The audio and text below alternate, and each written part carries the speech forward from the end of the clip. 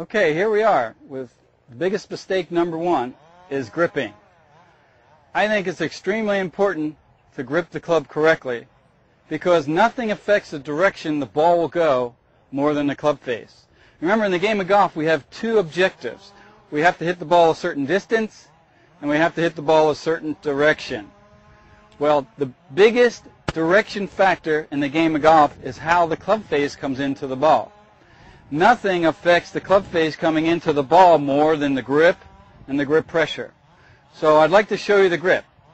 First thing we do in getting the grip is we must make sure that the club face is aiming towards the target because we want to grip the club with the club face aiming the right way. So we're going to set the club down behind the ball so the bottom edge of the club is perpendicular to the target line. We have to make sure that we set the club down that way. Then the next thing we want to do is get a golf glove and put some marks on your glove. The marks you put on the glove, you want to the back part of the fingers of the left hand for right-handed golfers. We're going to put it in the back part of the fingers, a line from the first groove of your index finger back towards the back of the pinky. And we're going to lay the club across there. We're going to put that line to the side of the grip, kind of like that. Then you're going to put a circle up here where the meaty part of your palm is. Just like that. Also, if you turn the glove over, we're going to put two marks on the knuckles, two knuckles of the left hand, and then an arrow here with an R reminding you that that goes slightly down the right side of the grip. So there you go. This is a great training aid because the grip has to be pretty precise. So we want to make sure we get it in there the right way. And here's how we would do that. We're going to place the club on the ground, and remember that the club face should aim at the target. This line is going to go to the side of the grip, not under. A lot of people make the mistake of putting that line under. That line goes to the side of the grip, very important. Then you're going to close your fingers and then take the meaty part of your palm and place the meaty part of your palm on top of the grip. You'll see a little hinging here or a little wrist cock. That's important. Plus, if you grip it in there correctly, it won't come out. It won't get loose on you.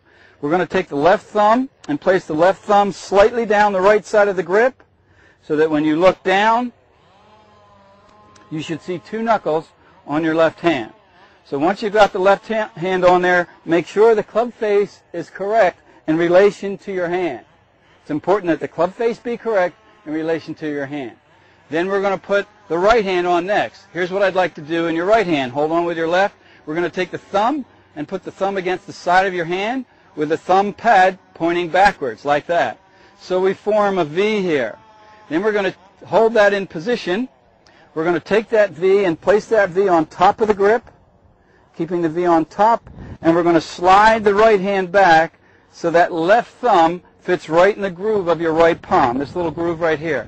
God put that there just for golf. Bet you all didn't know that. All right, so V on top, slide the right hand back so the left thumb fits in that little groove that God put there for golf. Then from that position, you're going to close the middle three fingers of your right hand, and then we're going to place the pinky behind the knuckle of the left hand. That's called an overlapping grip. Now there are other grips. You may have learned what we call the interlocking grip.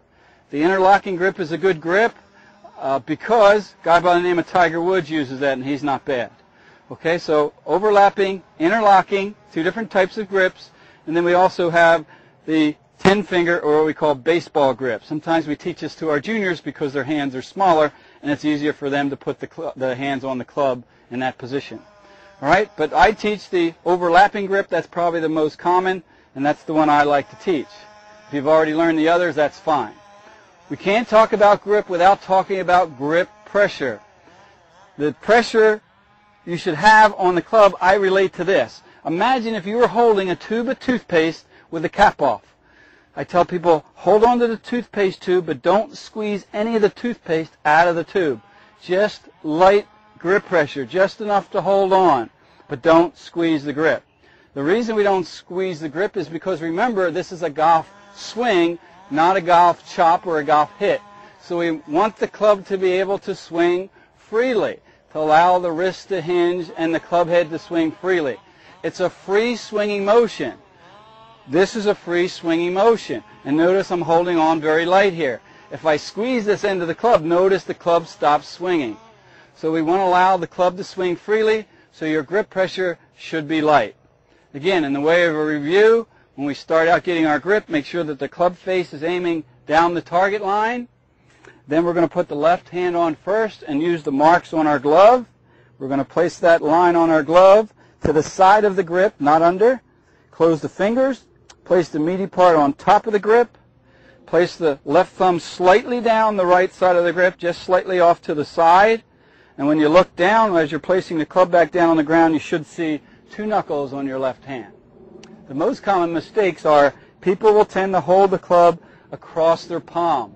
Don't hold the club across the palm.